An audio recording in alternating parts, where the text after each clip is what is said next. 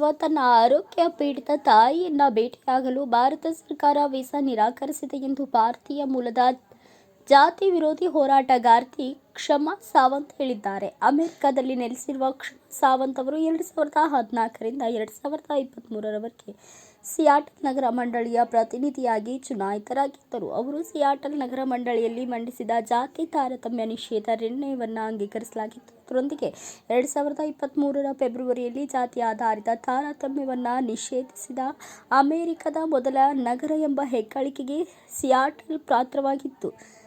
ತನ್ನ visa ನಿರಾಕರಣೆಯನ್ನು BJP ಸರ್ಕಾರದ ರಾಜಕೀಯ ಪ್ರತೀಕಾರ ಎಂದು ಸಾವಂತ್ ಹೇಳಿದ್ದಾರೆ. ಭಾರತ ಸರ್ಕಾರದ ನಡೆಯನ್ನ ವಿರುದ್ಧ ಪ್ರತಿಭಟಿಸಿ ಅವರು ಆನ್ಲೈನ್ ದೂರು ಅಭಿಯಾನ ಆರಂಭಿಸಿದ್ದಾರೆ. ಭಾರತಕ್ಕೆ ಪ್ರವೇಶಿಸುವುದನ್ನು ರದ್ದುಗೊಳಿಸುವ ಹಾಗೂ ನಿರಾಕರಿಸುವ ಮೂಲಕ ಮೋದಿ ಇತರ ಹೋರಾಟಗಾರರು ಹಾಗೂ ಪತ್ರಕರ್ತರ ವಿರುದ್ಧ ಪ್ರತೀಕಾರ ತೀರಿಸಿಕೊಂಡಿದ್ದಾರೆ. ನನ್ನ 82 ವರ್ಷದ ತಾಯಿಯ ಆರೋಗ್ಯ ತೀವ್ರವಾಗಿ ಕುಸಿಯುತ್ತಿದೆ ಎಂದು ಅವರು ಹೇಳಿದ್ದಾರೆ.